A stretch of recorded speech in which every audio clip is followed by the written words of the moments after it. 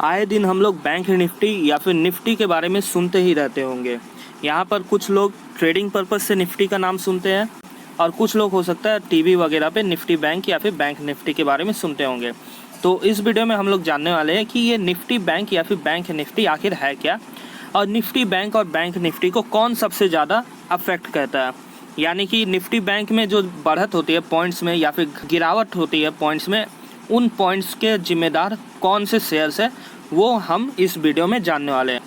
तो इस वीडियो को आप पूरे अंत तक देखें ताकि आपको कंप्लीट डिटेल्स यहाँ पर समझ में आ सके।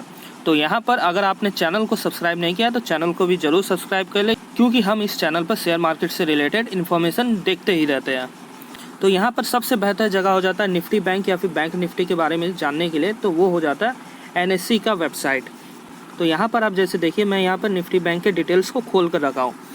यहाँ पर अगर आप पढ़ोगे तो आपको समझ में आएगा कि यहाँ पर bank Nifty represents the 12 most liquid and large capitalised stocks from banking sector which trade on national stock exchange.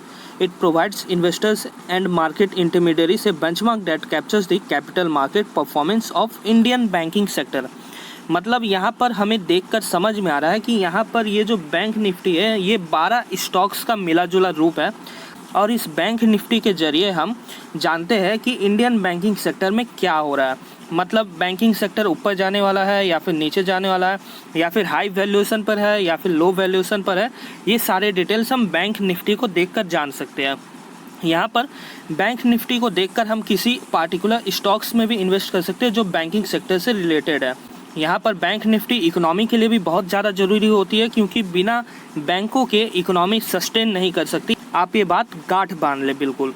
तो बैंक निफ्टी देखना हमें बहुत ही ज़्यादा ज़रूरी हो जाता है, और यहाँ पर बैंक निफ्टी ही कई समय हमारे फाइनेंशियल सेक्टर्स को बहुत ज़्यादा अफेक्ट करती है। यहाँ पर अगर आप शेयर मार्केट में ट्रेड करते होंगे तो आपको बहुत अच्छे से पता होगा कि निफ्टी बैंक या फिर बैंक निफ्टी में ऑप्शंस में बहुत ही ज़्यादा ट्रेडिंग होती है, क्योंकि यहाँ पर जो लॉट साइज़ है वो 25 का है। अब यहाँ पर 25 के लॉट साइज़ के होने की वजह से क्या है कि रिटेल इन्वेस्टर्स या फिर रिटेल ट्रेडर्स बैंक निफ्टी में बहुत ही ज़्यादा ट्रेड करते हैं। तो यहाँ पर उन ट्रेडर्स के लिए ये वीडियो इंपॉर्टेंट हो जाता है जो बैंक निफ्टी में ट्रेड करते हैं। यहाँ पर आप जैसे देख पा रहे हैं, यहाँ पर जो मोस्ट इम्पॉर्टेंट लाइन है, जैसे bank Nifty represents 12 most liquid and large capitalised stocks.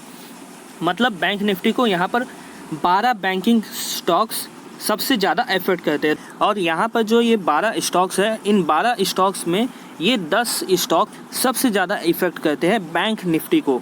यहाँ पर आप जैसे देखिए, यहाँ HDFC बैंक आ जाता है, ICICI बैंक आ जाता है, एक्सिस बैंक आ जाता है, कोटक बैंक आ जाता है, SBI आ जाता है, इंडसइंड आ जाता है, फिर हाल के कुछ नए बैंक्स भी आ जाते हैं, AU स्मॉल फाइनेंस बैंक, फिर बंधन बैंक जैसे, और IDFC फर्स्ट बैंक और फेडरल बैंक। तो ये जो 10 बैंकिंग सेक्टर के सबसे बड़े कंपनीज हैं, ये सबसे ज़्यादा अफेक्ट करते हैं बैंक निफ्टी को। यहाँ पर इन शेयरों के प्राइस में जैसे जैसे अप मूवमेंट या फिर डाउन मूवमेंट आता है, उस हिसाब से बैंक निफ्टी का शेयर प्राइस भी कम या फिर ज़्यादा होता है। अब जैसे देखिए, यहाँ पर इन 10 स्टॉक्स में भी सबसे ज़्यादा जो बैंक निफ्टी को अफेक्ट करता है वो ICICI बैंक और HDFC बैंक अफेक्ट करता है। जैसे कि आप देखिए, यहाँ पर वेटेज का एक कॉलम है। वेटेज में HDFC बैंक 30% और ICICI बैंक 22% तक अफेक्ट करता है बैंक निफ्टी को। जैसे मान लेते हैं अगर HDFC बैंक 10% अपवर्ड मूव हो जाता है, तो यहाँ पर बैंक निफ्टी भी 2.5% से 3% तक अपवर्ड मूव हो जाएगा HDFC बैंक को फॉलो करते हुए। अब मान लेते हैं ICICI बैंक यहाँ पर 10% मूव हो जाता है मार्केट में अपवर्ड या फिर डाउनवर्ड की तरफ, तो उस अकॉर्डिंग बैंक निफ्टी भी 2% अपवर्ड या फिर डाउनवर्ड होगा। यहाँ पर 2% मैं किस हिसाब से बोल रहा हूँ वो आप जान लीजिए। वो जो 2% का हिसाब है वो इस वेटेज के हिसाब से मैं बोल रहा हूँ। तो इस अकॉर्डिंग ही यहाँ पर जो बैंकिंग सेक्टर के स्टॉक्स है उनके परफॉर्मेंस के ऊपर बैंक निफ्टी भी परफॉर्म करता है। यहाँ पर आप जैसे देखिए, यहाँ पर सबसे ज़्यादा वेटेज जो लेकर रखा है स्टॉक वो हो जाता है HDFC बैंक का, जैसे कि आप देख पा रहे हैं 30%।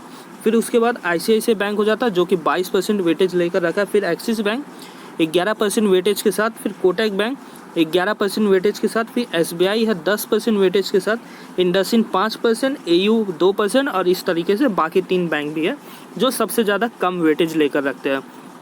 तो ये 10 स्टॉक्स है जो सबसे ज़्यादा वेटेज लेकर रखे बैंक निफ्टी में, और इनके बढ़त के साथ साथ यहाँ पर बैंक निफ्टी भी मूव करता है। तो उम्मीद करता हूँ यहाँ पर आपको अब पता चल गया होगा कि बैंक निफ्टी कैसे मूव करता है और बैंक निफ्टी यहाँ पर है क्या। तो अगर आप बैंक निफ्टी में इन्वेस्ट करना चाहते हैं तो आप सिंपली किसी बैंक निफ्टी वाले म्यूचुअल फंड में भी इन्वेस्ट कर सकते हैं, या फिर आप इन सब शेयर्स में इस वेटेज के हिसाब से इन्वेस्ट करके भी बैंक निफ्टी में इन्वेस्ट कर सकते हैं और अपने रिस्क को कम कर सकते हैं। तो यहाँ पर अगर ये वीडियो आपको पसंद आई तो ज़रूर लाइक करना और चैनल को ज़रूर सब्सक्राइब करना।